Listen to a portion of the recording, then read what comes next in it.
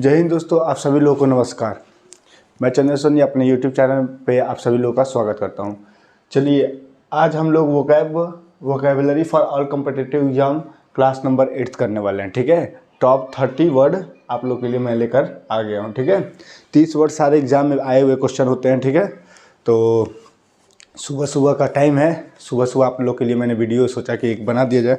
तो चलिए सॉल्व किया जाए, देखा जाए कि क्या क्या वोकैब है, इसका क्या मतलब होता है। ठीक है देखिए, पहला वर्ड है लैकोनिक।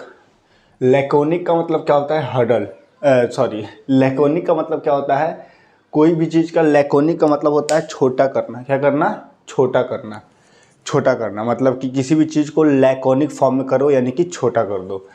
तो लैकोनिक का मतलब हो गया छोटा। ठीक है, अब इसका सिनोनिम्स देखते हैं कि कौन होगा। हर्डल मतलब होता है दोस्तों बाधा। बाधा डालना, किसी काम में बाधा डाल देना। अभी मैं यूट्यूब पे पढ़ा रहा हूँ और कोई आ करके यहाँ पर इधर उधर कोई काम करने लगा, तो मैं बोलूँगा कि मेरे काम में तुम हर्डल कर रहे हो, मतलब परेशानी, मतलब कि बाधा डाल रहे हो। क्या कर रहे हो? बाधा डाल रहे हो। तो हर्डल मतलब क्या होता है? बाधा डालना। ब्रीफ का मतलब होता है दोस्तों संक्षिप्त, माने छोटा करना।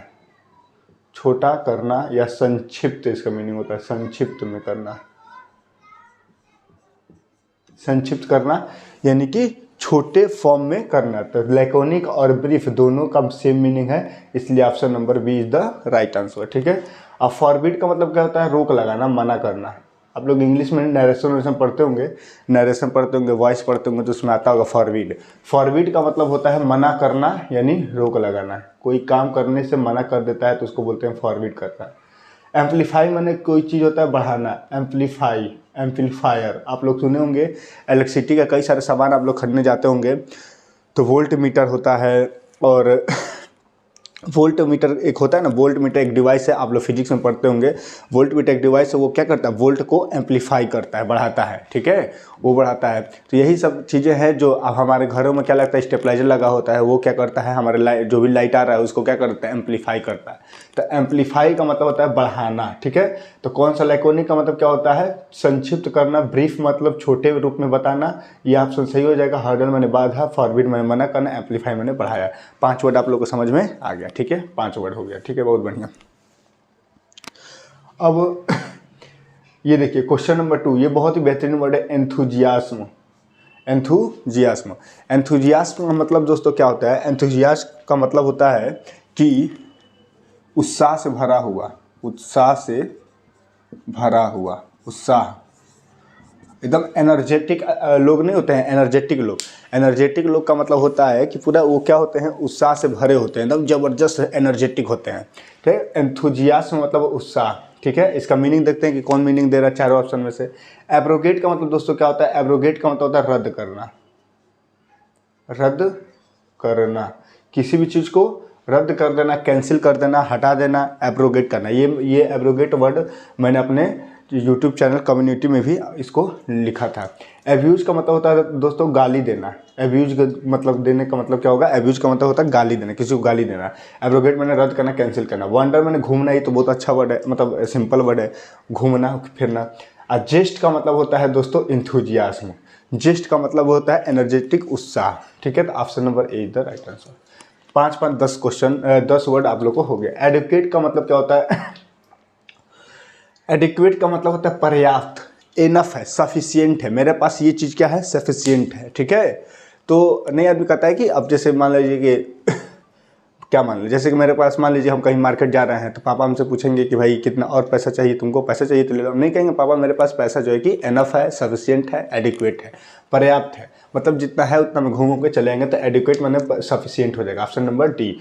कलेक्ट माने तो आप लोग जानते हैं, ये बहुत छोटा वर्ड है। कलेक्ट में इकट्ठा करना। मैग्नीफाई माने बढ़ाना, किसी भी चीज़ को क्या करना? बढ़ाना। ठीक है, मैग्नीफाई करना, बढ़ाना। एक्सपेक्ट का मतलब क्या होता है? एक्सपेक्ट का मतलब होता है पहले से ही अनुमान लगना, पूर्वानुमान। एक्सपेक्ट करना पूर्वानुमान होता है। ठीक है, पहले से ही ये सोच लेने की ये होगा। बैसफुल का मतलब होता है क्या दोस्तों? बैसफुल का मतलब होता है ऐसा बंदा, ऐसा पर्सन जो बहुत ही शर्माता हो, बहुत ज़्यादा शर्माता हो। एक दिन मैंने कल क्या किया कल मैं कोचिंग में, ऑफलाइन कोचिंग में पढ़ा रहा था, और क्लास 10th का बॉयज़ क्लास में पढ़ा रहा था, क्लास 10th बॉयज़ में पढ़ा रहा था। बॉयज़ और गर्ल्स अलग अलग है। तो बॉयज़ में मैं पढ़ा रहा था, तो उसमें क्या हुआ कि मैंने एक क्लास 10th में बॉयज़ में मैथ का सैम्पल पेपर लगवा रहा था। तो सैम्पल पेपर में क्या हुआ कि मैंने बोला कि सैम्पल पेपर निकालो, मैं क्वेश्चन लगवाता हूँ, प्रीवियस ईयर पेपर क्वेश्चन लगवाता हूँ।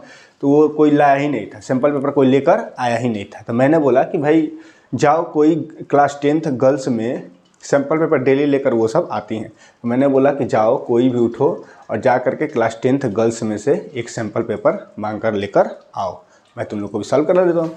तो अरे भाई साहब, मैंने बोला कोई भी लड़का, 30-40 लड़के हैं, 40 लड़के हैं, कोई लड़का उजा ही नहीं रहता। कह रहा था सर नहीं, हम गर्ल्स क्लास में नहीं जाएंगे। हम कहे अरे भाई गजब हाल है। तो बहुत ज़्यादा बैसफुल थे तब। क्या थे? बैसफुल थे। बैसफुल का मतलब बहुत शर्मिंदे वाले बच्चे, मतलब ज़्यादा इधर उधर नहीं, एकदम चुपचाप रहते हैं, ना किसी से बोलना ना किसी से, एकदम शर्माते रहते हैं हमेशा। तो वो लड़कियों से कई लोग क्या होते हैं, शर्माते हैं। तो शर्माने की क्या बात है भाई, जाओ मांगो और लेकर चले, उसमें क्या दिक्कत है। तो बैसफुल मतलब होता है शाई। शाई किस्म के बहुत सारे लोग होते हैं, तो बैसफुल मतलब शाई हो जाएगा। शाई मतलब संकोची आदमी, बहुत शर्माने वाला आदमी, ठीक है। फास्टेन का मतलब क्या होता है दोस्तों? फास्टेन का मतलब होता है बांधना। बांधना, बाइंड करना, बाइंड। फास्टेन मैंने बांधना, किसी चीज़ को बांध देते, रस्सी से बांध देना, ये हो गया। डिसीव मतलब होता है धोखा देना। धोखा देना, डिसीव मैंने धोखा देना। धोखा देने का कई वर्ड मैंने अब बता दिया है, आप तो याद कर दे। डिसीव।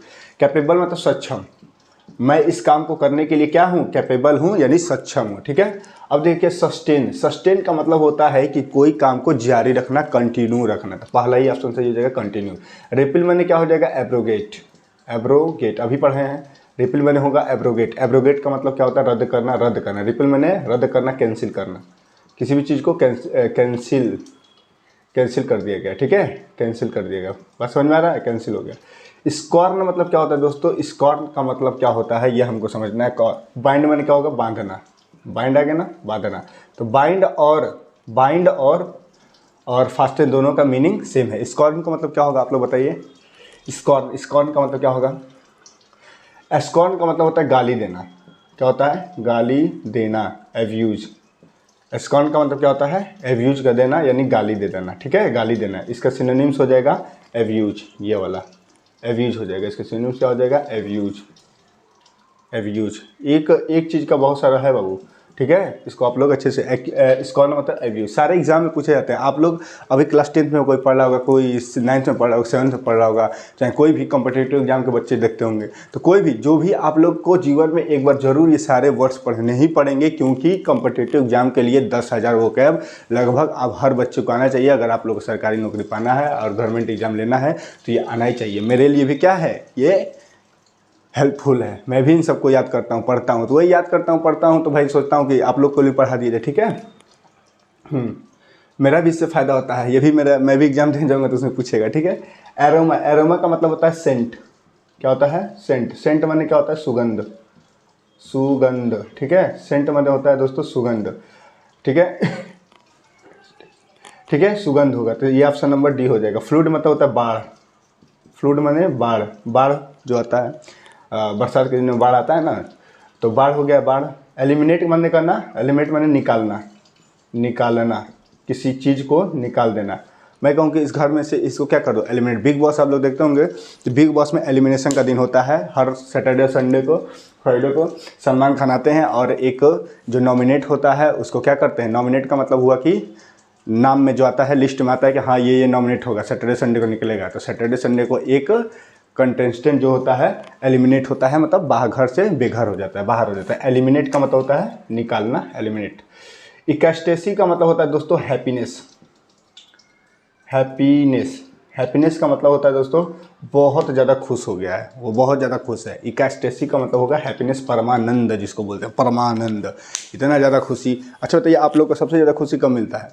सबसे ज़्यादा खुशी हम लोग को कब मिला है बताओ? जब हम लोग छोटे थे, बचपन में साइकिल उइकिल चलाना सीख रहे थे। साइकिल चलाना जब सीख रहे थे तो बहुत ज़्यादा खुशी है। साइकिल चलाने में जो मज़ा है वो 4 व्हीलर और बाइक चलाने में भी मज़ा नहीं है।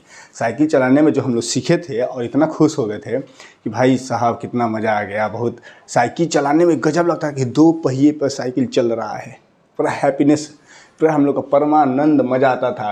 और दिन भर साइकिल चलाते थे, दिन भर साइकिल चलाते। हम लोग सारे लोग मिल करके, हमारे घर में टोटल मेरे भाई लोग हैं लगभग मिला जुला के 8-10 होंगे, ठीक है।